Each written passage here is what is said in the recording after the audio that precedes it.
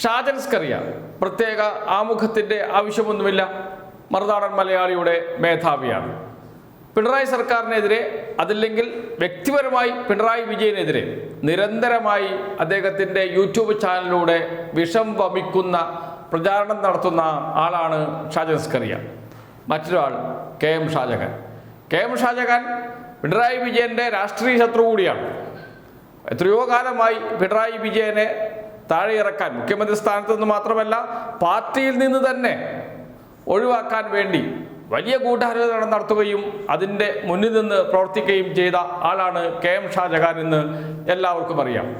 KM ഷാജഹാനെ പോലെയുള്ളവരെ പരാജയപ്പെടുത്തി മൂലക്കിരുത്തിയാണ് പിണറായി വിജയൻ ഇന്ന് കേരളത്തിൻ്റെ മുഖ്യമന്ത്രിയായി ഇരിക്കുന്നത്.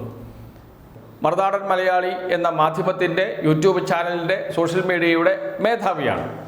അദ്ദേഹത്തിൻ്റെ നിലപാട് എന്താണ് എന്ന് എല്ലാവർക്കും അറിയാം.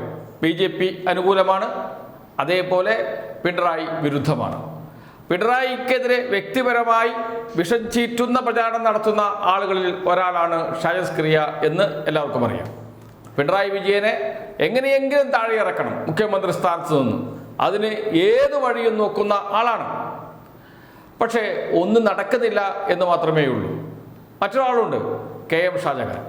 KM ഷാജഹാൻ ഇന്ന് തുടങ്ങിയതല്ല, എത്രയോ നാളുകളായി പിണറായി വിജയൻ്റെ രാഷ്ട്രീയ അന്ത്യം കാണാൻ കാത്തിരിക്കുന്ന ആളുകളിൽ ഒരാളാണ് KM ഷാജഹാൻ. എത്രയോ കാലമായി പിണറായി വിജയനെ രാഷ്ട്രീയമായി ഇല്ലാതാക്കാൻ ശ്രമിച്ചു കൊണ്ടിരിക്കുന്ന ആൾ. അദ്ദേഹവും നടത്തുന്നുണ്ട് ഇപ്പോൾ ഒരു സോഷ്യൽ മീഡിയ. ഈ രണ്ട് സോഷ്യൽ മീഡിയയിൽ രണ്ടുപേരും ഏറ്റവും ഒടുവിൽ ചെയ്ത 2 വീഡിയോ ഉണ്ട്. അതിൽ ഷാജൻ സ്കറിയ ചെയ്ത വീഡിയോയുടെ തമ്പ് ഇങ്ങനെയാണ്, അതിൻ്റെ കാർഡ് ഇങ്ങനെയാണ്: കോൺഗ്രസ്സുകാരെ നിങ്ങളെ കൊണ്ട് മടുത്തു, കോൺഗ്രസ്സുകാരെ നിങ്ങളെ കൊണ്ട് മടുത്തു, ഇതിൽ ഭേദം പിണറായിയുടെ ദുർഭരണം തന്നെ, ഇതിലും ഭേദം പിണറായിയുടെ ദുർഭരണം തന്നെ. കോൺഗ്രസിനകത്തെ തമ്മിലടി, ആ തമ്മിലടി ഷാജൻ സ്കറിയക്കുണ്ടാക്കുന്ന വേദന, ആ വേദനയിൽ നിന്ന് ഉള്ള ഒരു ശകാരം, അതാണ് ആ സോഷ്യൽ മീഡിയയിൽ അദ്ദേഹം പങ്കുവയ്ക്കുന്നത്. മറ്റൊരാൾ KC വേണുഗോപാലിനെ എന്തൊക്കെയാണ് പറയുന്നത് എന്ന് അദ്ദേഹത്തിന് പോലും ധാരണയില്ല. അത്രമാത്രം രൂക്ഷമായി ആക്രമിക്കുകയാണ് ചെയ്യുന്നത്. അദ്ദേഹത്തിൻ്റെ വീഡിയോയുടെ തമ്പിൻ്റെ പേര് ഇങ്ങനെയാണ്: ഇയാൾ പിണറായി വിജയൻ്റെ ചാരൻ. ആര്?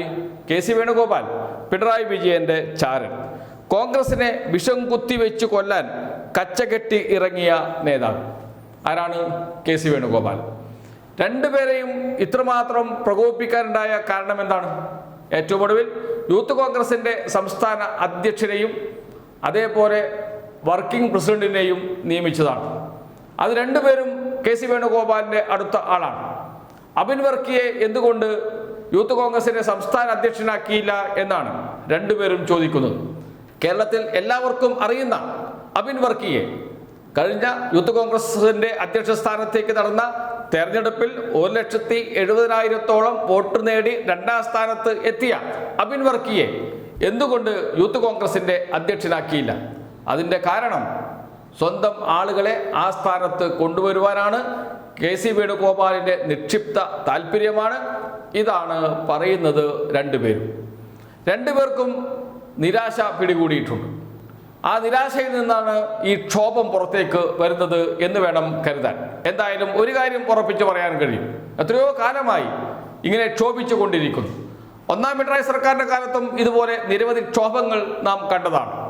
2ാം പിണറായി സർക്കാർ അധികാരത്തിൽ വന്നു.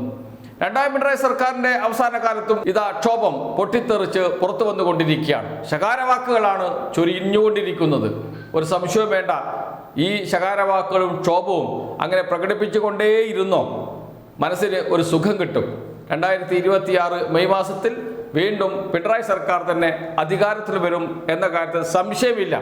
കാരണം സർക്കാരിനെതിരെ ഒരു വാക്ക് പോലും പറയാൻ കഴിയാതെ പ്രതിപക്ഷം ഇരുട്ടിൽ തപ്പുകയാണ് ആയുധമില്ലാതെ. അവസാനം കിട്ടിയ, മുങ്ങിച്ചാകുമ്പോൾ കിട്ടുന്ന ഒരു തുരുമ്പുണ്ടല്ലോ, അതാണ് ശബരിമലയിലെ സ്വർണ്ണ മോഷണ സംഭവം.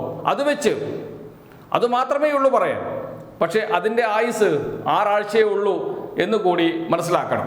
പ്രത്യേക അന്വേഷണ സംഘം ഹൈക്കോടതിയിൽ റിപ്പോർട്ട് കൊടുക്കുന്നതോടുകൂടി അതും തിരിച്ചടിക്കും UDFന്, വൻ തിരിച്ചടിയാകും കോൺഗ്രസിന് എന്ന കാര്യത്തിൽ സംശയമേയില്ല.